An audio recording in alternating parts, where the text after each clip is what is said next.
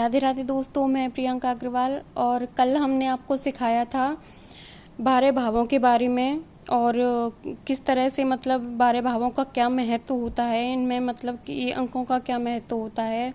तो कल हमने आपको इस सब के बारे में बताया और आज हम आपको बताएंगे ग्रहों की डिग्रियों के बारे में। क्योंकि बहुत से जो ज्योतिषाचार्य होते हैं वो कहते हैं कि हम आपको एक दिन में कुंडली देखना सिखा देंगे, लेकिन ऐसा कैसे संभव है दोस्तों। ये आपको भी पता होगा कि अगर एक दिन में कोई इंसान ज्योतिष बन जाता, एस्ट्रोलॉजर बन जाता, तो हर कोई इंसान ये सब सीख लेता, लेकिन ऐसा संभव नहीं है दोस्तों। हमें कोई भी प्रेडिक्शन करने के लिए, किसी भी कुंडली को एनालाइज करने के लिए काफ़ी सारी बातों को जानने की ज़रूरत होती है और वो एक दिन में तो नहीं जानी जा सकती हैं सारी बातें। इसलिए हमें ये सब जानने के लिए हर चीज़ की ज़रूरत होती है, हर एक बात को जानने की, समझने की ज़रूरत होती है। और कोई भी प्रेडिक्शन करने के लिए हमें पूरी चार्ट को एनालाइज करना पड़ता है, तब जाके हम कोई भी प्रेडिक्शन कर सकते हैं। वरना हम जो प्रेडिक्शन करेंगे किसी एक ही बात को जानने के बाद, तो वो प्रेडिक्शन 25% ही सही होगी, बाकी 75% वो प्रेडिक्शन आपकी गलत होगी और फिर आपका नाम खराब होगा। इसलिए हमें सबसे पहले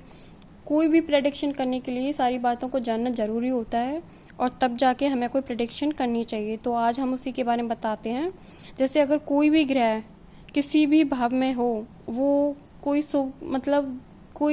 मतलब कितने % तक वो आपकी लाइफ को इफ़ेक्ट करेगा। सबसे पहले तो हम ये जानेंगे कि कोई भी ग्रह कितने % आपकी लाइफ को इफ़ेक्ट करेगा, कितना प्रभाव देगा वो आपकी लाइफ को।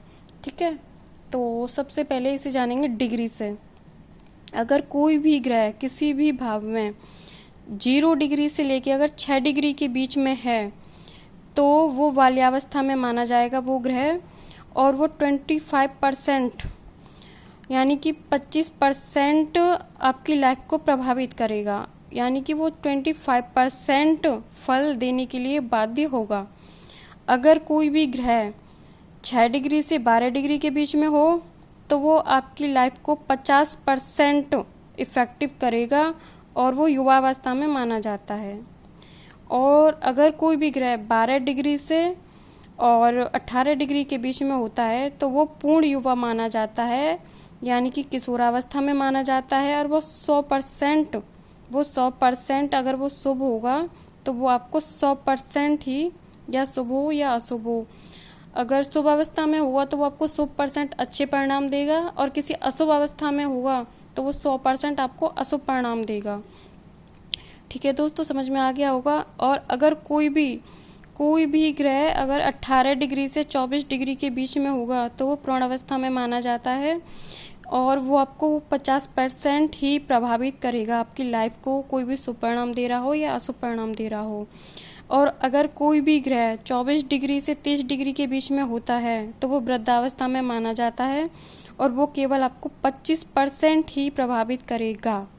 इसलिए हमें ग्रहों की डिग्रियां जानना बेहद ज़रूरी होती हैं। तो दोस्तों, आपको समझ में आ ही गया होगा कि ग्रहों की डिग्रियों का क्या महत्व होता है।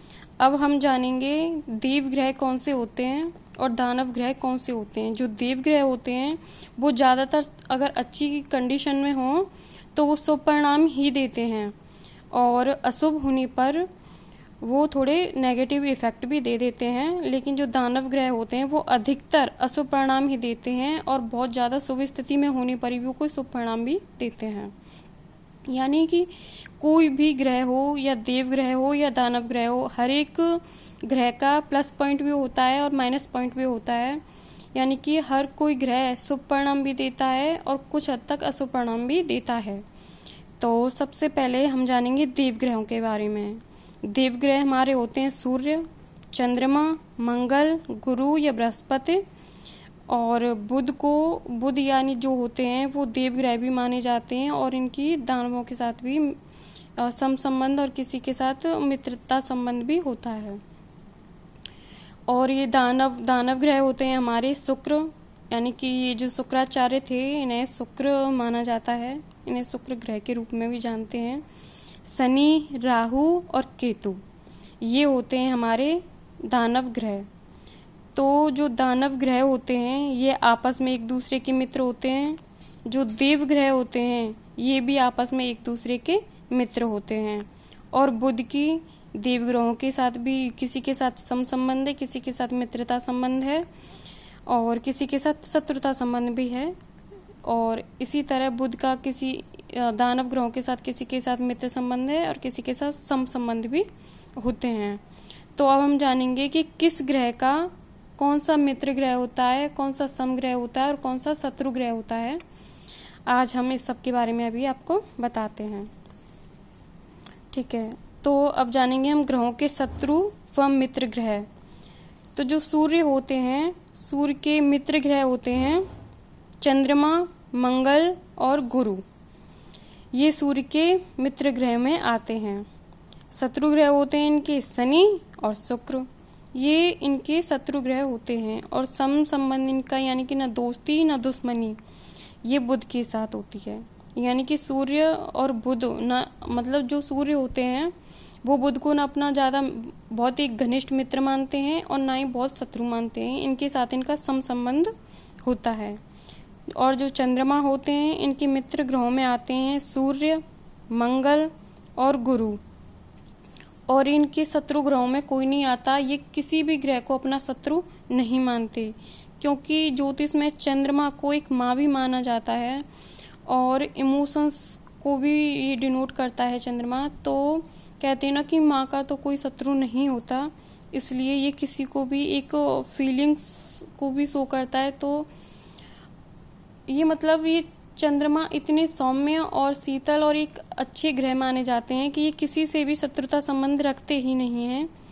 तो ये सभी को शीतलता प्रदान करते हैं, इसलिए इनका कोई शत्रु नहीं होता। और ग्रह इन्हें शत्रु मान सकते हैं, लेकिन ये किसी को अपना शत्रु नहीं मानते। और इनके सम संबंध होते हैं बुध, शुक्र, शनि, राहु, केतु। इनके साथ इनके सम संबंध होते हैं, लेकिन बुध, शुक्र, शनि, राहु, केतु ये इन्हें अपना शत्रु समझते हैं। यानी कि ये जो ग्रह होते हैं वो चंद्र को अपना शत्रु समझते हैं। मंगल ग्रह, जो मंगल ग्रह होते हैं इनके मित्र ग्रहों की लिस्ट में आते हैं सूर्य, चंद्र और गुरु। सूर्य, चंद्र, गुरु जो होते हैं ये मंगल इनको अपना मित्र समझते हैं और इनके शत्रु होते हैं बुध। बुध इनके शत्रु होते हैं और इनका जो समसंबंध होता है वो शुक्र के साथ होता है और शनि के साथ होता है। ना इनसे दुश्मनी ना इनसे दोस्ती, यानी कि इनसे समसंबंध है शुक्र से और शनि से। अब आगे जानेंगे। दिखाई दे रहा होगा आपको दोस्तों।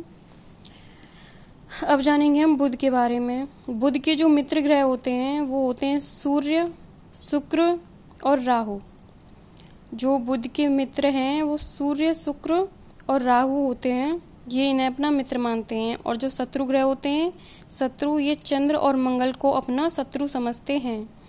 ये गुरु और शनि के साथ सम संबंध रखते हैं, न इनसे दोस्ती है न इनसे कोई दुश्मनी है। गुरु यानी कि बृहस्पति, ये सूर्य, चंद्र और मंगल को अपना मित्र मानते हैं। सूर्य, चंद्र और मंगल को अपना मित्र मानते हैं। सूर्य, बुध को इनको अपना शत्रु मानते हैं और शनि के साथ ये अपना सम संबंध रखते हैं। शुक्र, ये शनि और बुध को अपना मित्र मानते हैं। सूर्य, चंद्र और मंगल इनको अपना शत्रु मानते हैं और गुरु इनके साथ इनका सम संबंध होता है। शनि, ये शुक्र और बुध को अपना मित्र मानते हैं। सूर्य, चंद्र, मंगल ये इनके शत्रु ग्रह होते हैं और गुरु के साथ इनका सम संबंध होता है। राहु और केतु इनके मित्र ग्रह होते हैं शुक्र, शनि और बुध। केतु थोड़ा बुध के साथ सम संबंध रखते हैं, क्योंकि जो बुध होते हैं वो एक लॉजिकल होते हैं, दिमाग को शो करते हैं। और केतु के पास ये दिमाग होता ही नहीं है। इन्हें एक हेडलेस प्लेनेट भी कहते हैं। तो ये मतलब केतु जो होते हैं ये बुध को इनके साथ सम संबंध होता है, यानी कि बहुत अधिक मित्रता नहीं होती। और सूर्य, चंद्र, मंगल, गुरु इनको अपना शत्रु समझते हैं। और इनके जो समग्रह होते हैं इनमें समग्रह में कोई नहीं आता, या तो इनके शत्रु ग्रह होते हैं या मित्र ग्रह होते हैं। ठीक है दोस्तों, तो आज का ये वीडियो हमारा इतना ही। कल हम आगे और बताएंगे इस सीरीज में। तो अगर आपको हमारी वीडियो पसंद आए तो प्लीज़ हमारे चैनल को लाइक करें, सब्सक्राइब करें और बेल आइकन को प्रेस कर लें ताकि आने वाली नोटिफिकेशन आपको मिल सकें। और अगर ये हमारी वीडियो आपको कैसी लगी, अगर आपको हमारी वीडियो पसंद आए तो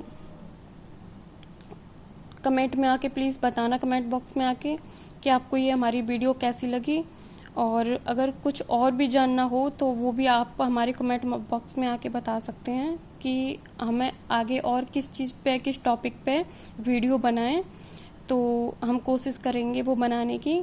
तो थैंक्स फॉर वॉचिंग, बाय दोस्तों।